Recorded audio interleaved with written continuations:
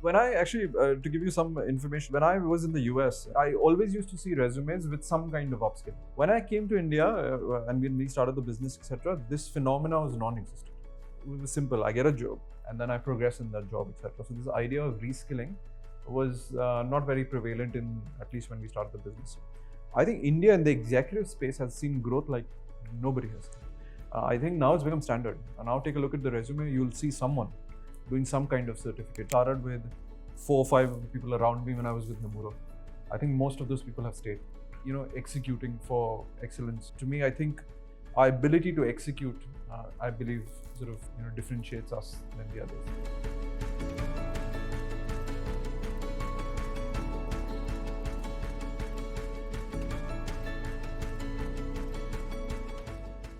So Nikhil, before we start, I wanted to know who Nikhil is, where he comes from, and family members. A little bit of background, right? So I think I grew up in Pune and then I ended up in the US. My entire family moved there. So my sister and my parents, we decided to move to the US when I was 15. So I did my undergrad there. My first job was in the US and I spent years there. Came back, got married here. Now an 8-year-old daughter. So what is the meaning of Imarticus and how did you come up with that idea? So the investor view on this is Imarticus means knowledge and I just was better design, right? So Nikhil, what went wrong in the edtech industry and how are you preparing and navigating that? Look, I think a lot of things went right and some things went wrong, right? I think one, the need for edtech or the need for vocational education or anything other than traditional education was established. So I think that's a really good thing. The bad thing I think was, like it happens in these sectors, too much money chases it. When too much money chases it, then entrepreneurs make mistakes. And are forced to make mistakes. Forced to make mistakes. And I also think that we were chasing, and when I say I meant the entrepreneurship community as such was chasing the wrong metrics. We chased revenue and we chased eyeballs. I think we should have chased learning outcomes. We should have chased how many placements. We should have chased career transitions. I think if we had chased that, then we would have been in a better place. What are we doing to mitigate it? At Imarticus, I think our focus on employability has been there from day one. And I'm glad to say that we haven't moved away from that sort of focus. So I think we doubled down on that focus. My career services team is bigger than ever. We are all about making sure that learner outcomes and employment outcomes are met as a part of our courses. So I think if you keep your focus on the needs and the outcomes of the learner, I think you'll get to the right place. In one of your interviews, Nikhil, you mentioned that Imarticus Learning was started partly because you were bored. How important do you think the urge to break out a routine and do something different is for starting for your own? Absolutely important. So I think, I did extremely well at Lehman. I got too senior too quickly. And they would not have given me the top job. I didn't have enough grey hair. So top job milne se raha. So I think and at the same time, investment banking wasn't doing that. Investment banking was doing extremely well when I came into it. And then when I was getting out of it, it started declining. So I think combination of that boredom is what I keep referring to. So I think it was very clear. And coming back to India also was one of the big pieces ki kuch khud ka karna hai. So when you came back, 2015 or? I came back I came back in 2012 almost. So I first came back with Lehman in 2010. I helped them set up Lehman and Nomura at that time. Bankruptcy was going on. So I helped them set up in India. And my eventual goal was always to do something of my own. So I looked at the different sectors. I looked at education. I looked at hospitality. We ended up opening ventures in both. But we stuck to the education one. We liked the feel and the impact of that a lot more. It's been more than a decade since Imarticus started, but the term edtech recently gained popularity. When you started, what was your vision for Imarticus? Was it always a plan to run it for a longer period, or was it initially conceived as a short-term endeavor? Short term to nahi tha, but maybe decade bhi nahi tha. But what was clear, we knew in the education businesses that the need for patient, whether it's patient capital, even if you do today a course, by the time you get results on it from a learner perspective, it takes a year and a half, if you will. So I think the need for being patient, whether it's return on capital, return on outcomes, return with the consumer, was malum tha ki it takes a certain amount of time. So I think that patience was always there. That's why I think at Imarticus we've grown consistently. We've never grown like that and then come down, etc. If you look at our growth chart, we have seen over 30-40% CAGR over the last 6-7 years. So it's a consistent growth. Our budget efficiency is the best in the business. So we say we hit another number, we hit that number. So that I think is all how we look at the business. We look at the business a lot more long term. Therefore, the need for burn was not there. The need to raise a large amount of capital was not there. So I think that goes all into your thinking once you think about the business perspective is a little bit more long term rather than, I want to make it and sell it. If you weren't the co-founder of Imarticus, what alternate career path would you have pursued? Would you have become an entrepreneur, a professional in another field, or perhaps an artist? Artist to auka nahi hai. I think a lot of people say, what will you do after Imarticus? Whenever that happens, and I keep telling them that I want to be in politics. So I think I would be in politics. Okay. My grandfather was in politics in a very small town, and I saw the impact that he made, even in a small town. So I think that would be interesting. If you were to launch Imarticus today from scratch, what aspects would you approach differently given the changes in the business and educational landscape? I think one of the things we would do, I would do differently. I'd focus a little bit more. We opened up too many segments and too many domains early on in the few years, etc. I think we've course corrected that. We believe we're about now a few domains and a few outcomes for learners. I think that focus on few rather than a lot would be one big thing I would do. The other thing that I would do is I would spend a lot more time and investment on distribution, which we have done in the last 3-4 years. So I think to me, laying down the path, if you will, or the distribution of the firm was very important. And today, that's the strength we have as Imarticus. That our distribution, whether it's centers, whether it's B2A, whether it's BTL, I think that distribution gives us access like no other firm. Did it happen after investment that Imarticus had? Because I've seen many startups after having an investment, they go on to scaling spree, as in expansion in different cities. Did it happen after investment? Some of it happened after investment, but some of it also happened after realization of running these businesses. For example, I think like we were talking, right? Our reliance on digital was very high. And I realized that, like you did, it's very difficult to make money if reliance on digital is very high. So then we went and invested in BTL. Now we have 150 people in BTL teams. Then we started a B2A vertical. So some realization came after running the businesses and realizing the intricacies of the business. Some came after investment. But I think what was clear was our North Star of running a profitable, sustainable business was always there. So agar wo hai, then you start to figure out, look, this is not sustainable. Let's not grow for the sake of growing. I've seen in last 4 to 5 years कि companies have उनके पास सिर्फ digitally एक mode है customer acquisition करने का, और which is easy also because I come from a background where we have pasted posters, we have got wall paintings, banners everywhere in the cities. Lucknow में, गोरखपुर में जाके करता था मैं. You're right. तो अभी मुझे ऐसा भी लगता है कि we have got lazy now that marketing हो रही है, digital marketing हो रही है, we are sitting in the office and customer भी आ रहा है, ठीक है, but it's a need of the business that different verticals open होनी चाहिए customer को लाने के. You're completely right. BTL is hard. Partnerships is hard. Figuring out digital is easy, right? And also nobody holds you, unfortunately, accountable when you spend a little bit more money on digital, right? We as entrepreneurs and people who run digital campaigns or digital etc. should hold themselves accountable to, it's somewhat like funny money, but it's not funny money. It's actually real dollars, etc. You and me will spend 10 times thinking, should we hire 5 more people? But another 5 lakhs goes into digital. We're like, it's okay. I mean, it's cost of doing business. What is the target audience are you catering to? Through which courses?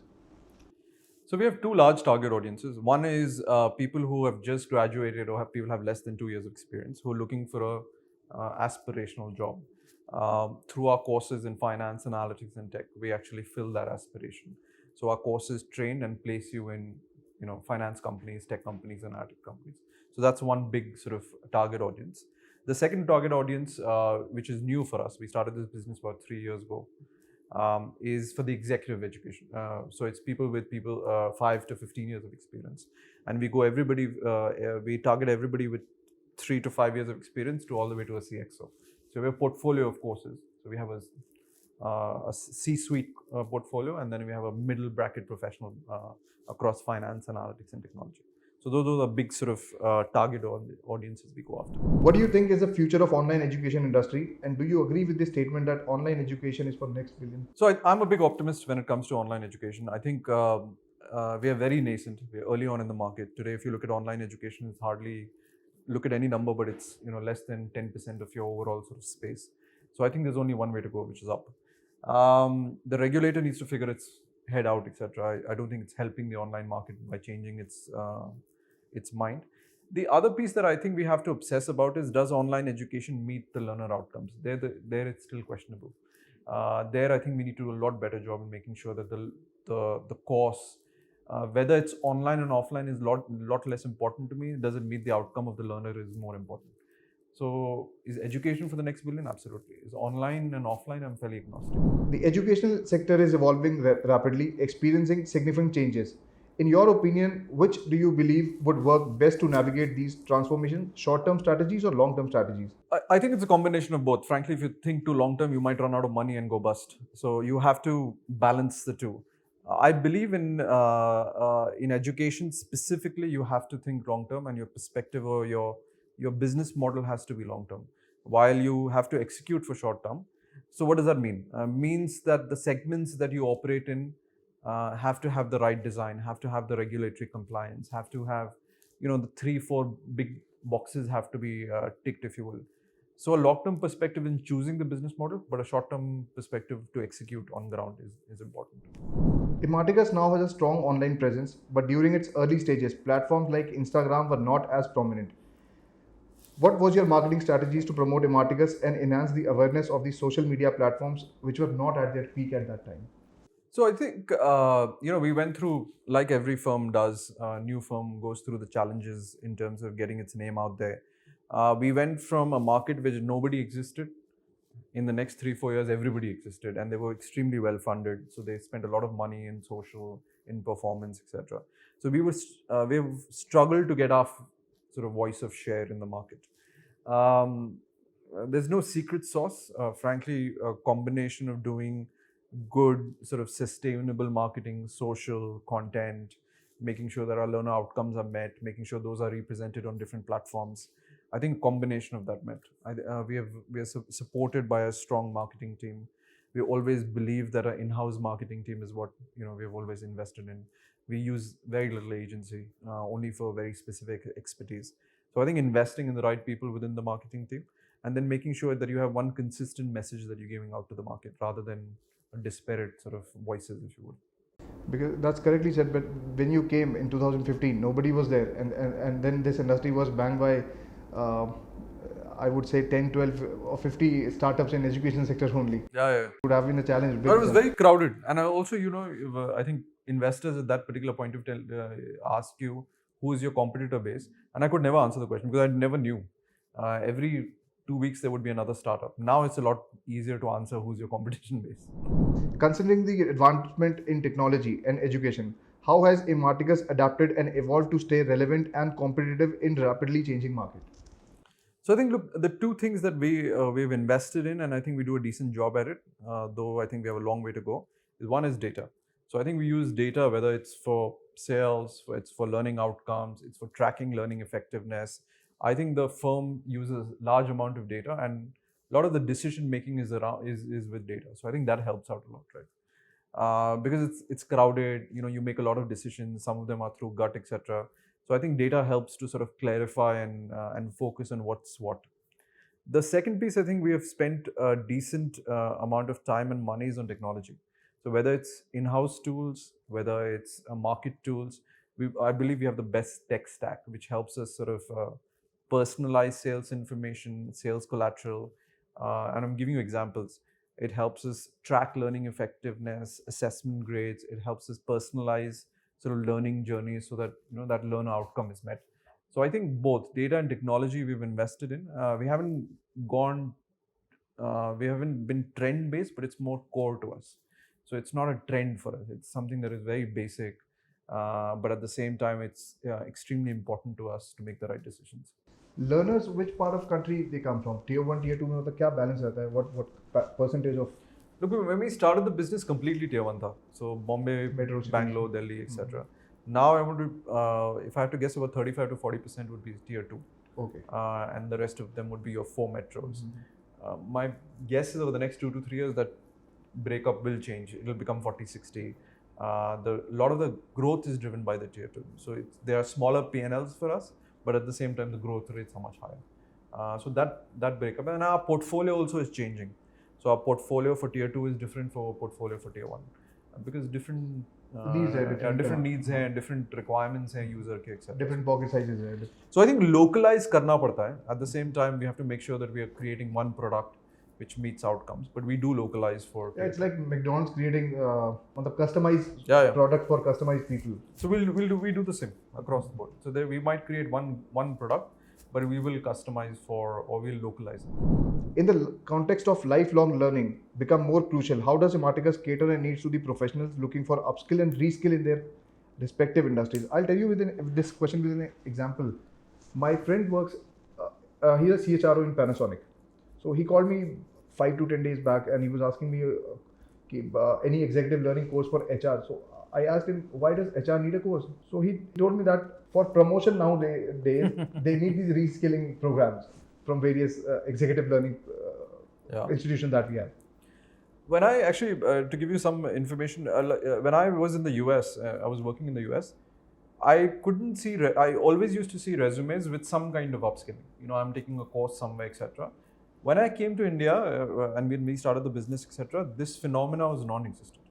Where upskilling or reskilling, it was simple. I get a job, and then I progress in that job, etc. So this idea of reskilling was not very prevalent in, at least when we started the business. I think India in the executive space has seen growth like nobody has. I think now it's become standard. And now take a look at the resume, you'll see someone doing some kind of certificate if you will. Now every 5 years, everyone has to reskill himself. And it's also the hygiene standard, right? Now it's the hygiene that HRs are looking for, like you mentioned your friend is. The other piece is that I also believe the velocity of change when it comes to, you know, the domain, right? Like पहले जो domain था वो move नहीं होता था. Today the finance domain itself moves every 2 years. So the need for upskilling is a lot better because we are going faster. Our velocity of change, our velocity of information is much faster than it was 30 years ago. So I think the need is there, but also it's become frankly a hygiene standard now. If you don't have something, people are going to question it, which is good for the business. Which is always good for business. With the global shift towards remote work and online education, how has Imarticus leveraged technology to enhance the learning experience of its students? So like I mentioned before, it's very core to us. You know, we have our own learning management system. We spend a lot of time on it. And I think what is core to me and the reason why a good sort of online learning management system works is when you're able to personalize the journey. If the journey is the same for you and me, then it's not interesting. Then it's no different from you and me sitting in a batch and listening to the same. So through the learning management system, my biggest outcome is personalization of journey. So for example, if I'm a person who's weaker in some subjects or my language skills need more work, we're able to personalize the journey through sort of our learning management system. So to me, I think that's a big sort of win that we have when it comes to our learning tracks and learning effectiveness. कि आपकी journey और मेरी journey same नहीं है, even though we're in the same batch.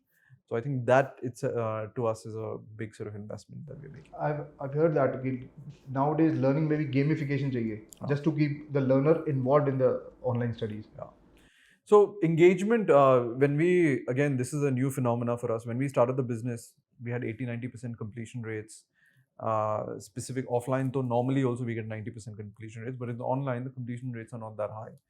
That's very healthy if you have 90%, but I mean only 10% dropout. Yeah. In offline, it's the engagement is super high because his touch points are so many. And this is very healthy percentage that you have. Yeah. 80-90%. So online has always been the challenge to get, you know, high sort of completion rates, etc. And there, I think gamifying your experience, making sure that you are in smaller short forms of videos. There are lots of tricks and hacks that we have, etc. But that's almost a work in progress that sort of the LX team works on it on a daily basis. How do you make sure that the learner is engaged? How do you make sure that the completion rates are high? Oh, that's a day-to-day job. In the current landscape, what role do partnerships and collaboration plays in Imarticus' growth strategy, and how do you identify and forge into such strategic alliances? Yeah, so I believe they're extremely crucial, and the way I see it is, Imarticus sits in the middle, and then we have, if I had to draw a diagram for you, there's one side we have sort of corporates, right, which are the hirers. We partner with them. We were the first one to partner with corporates to actually create courses. So we today also partner with likes of KPMG, SAP, and a few others to partner. Then you have the academic organizations which we partner with, and the third piece obviously is the learner that we bring into the place. So to me, I think both these, which are the academic partners and the corporate partners, are superbly critical to the ecosystem. Um, and I sometimes forget who's the client, who's the supplier, who's the partner. It's all a mix nowadays. In some corporates, we're actually doing courses with them. They are our clients, and the same clients are then provided to the IMs and the IITs and the academic partners, and learners come out of that. So I think it's a healthy ecosystem that feeds off each other. We have a partnerships team in house. They go in all day long. That's their job, to make sure that we have the right partners. We're engaging with the partners. We're making sure that whatever they are looking for from a relationship perspective, we're able to get out to them. So fairly active. We have about now 25 academic partnerships, and we have close to 350 corporate partners. What are the three key factors that contributed to success of Imarticus Learning? I think the team. One, we are in the services business. The team is super important. When I started the firm, I started with 4 or 5 of the people around me when I was with Nomura. I think most of those people have stayed. I think that has been quite key for us to actually making sure that we have a stable sort of leadership team who has seen the business through. So I think the one big one is the team. Second, I think in this business, and I think you'll agree with me, is that the ability to say no is very important. Whether it's to a client who's asking for a ridiculous outcome, or whether it's this business has various legs. Yeah, you have to decide where you want to invest your time. So I think that focus on few domains, few outcomes has helped. So I think combination of those two. And third, I think if I had to add one, is that executing for excellence. To me, I think our ability to execute, I believe, sort of differentiates us than the others. Strategy, there's not a lot of strategy in edtech. I think the strategy is interesting only to some extent. So was it started in a corporate office, or was it started out of your home or a garage, to be say? No, we started. So interesting. The story of starting up. I entered Imarticus 12 months after starting. So I was doing. I used to work with Nomura. My notice period was about 9 months. 9 months. So Sonia, who was my sister, started the firm, and I used to do this on a Saturday, Sunday, for 9 months. And then after 9 months, I started the firm. So that's a little bit. Nikhil, I'm personally facing this challenge. When I scale, I want to know what challenge you face on scaling and any advice. So whenever I scale the system, it collapses. So any advice on how did you scale? No, so like you, we've also had a few collapses. Whether it's new businesses, new geographies, etc. I think there's no magic formula as such when it comes to scaling. You fail, again you fail, then you learn. I personally believe, I think having the right efficiency in the business is super important. We get super excited, and I now invest also. So I get super excited, and as an investor also, I get excited about businesses that grow 4x, 5x. But I think we should get excited about businesses who make the number that tell you that they're going to make the number. To me, the budget efficiency is super important in a business. And I think we as entrepreneurs have to take our budget plans and budget efficiency extremely seriously. Or kabhi-kabhi hum bhi nahi lete. So every ball pay you want to hit a 6, which is not true. A great innings, by the way, is a combination of all, right? You need the 1s, you need the 4s, and you need the 6s. So I think that's, to me, as long as you see it from a long-term perspective and you see it from an innings, rather than ek over mein mujhe 6 chakke marne. Which thing do you think is important, execution or strategy? Or strategy comes as work starts? Yeah, I'm one of those guys who believes, I think that Start karo. Execution eats, what is the phrase? I think execution eats strategy for lunch. I think that's it. Because we think that start karo, strategy apne aap aayegi. Yeah. No, I think your business model has to be right. I mean, it can't be superbly faulty, but as long as you have an average intelligence who's market aware, your strategy will not be completely off. Then it's how well you execute. In India, look at any business, look at any market size, look at any number. Market's here, right? Now your ability to actually turn that into on-ground performance is what matters to you. So to me, it's all about execution. One last question, Nikhil. Does government plays important role in edtech? I mean, for Imarticus, because government policies either scale your business or collapses your business. So, does government policies play an important role in Imarticus? What Imarticus does? Right now, it doesn't. The fact that they are out of their policies today are not in the remit of what we do, because we stay in the non-traditional education. I personally believe that we will have more government regulations, and I think as entrepreneurs, as edtech stakeholders, we have to anticipate and almost welcome that. Sometimes it's good to have some governance from the government to make sure that the consumer is protected, but as long as that's the outcome and not not some other outcome that we are not hoping for. So my view, I think you have to be anticipated to get ready for it. I think we've seen already some movements from AICT, EUGC, and a few others. So I think it would be naive to say that they're going to stay out of it. I think we have made enough noise and impact that they can't stay out of it, and they'll have to put together some governing as they should, but as long as it's not restrictive and it promotes the overall growth of the sector. Done, Nikhil. It was a very good chacha with you. Thank you. Thank you for having me, guys. Thank you.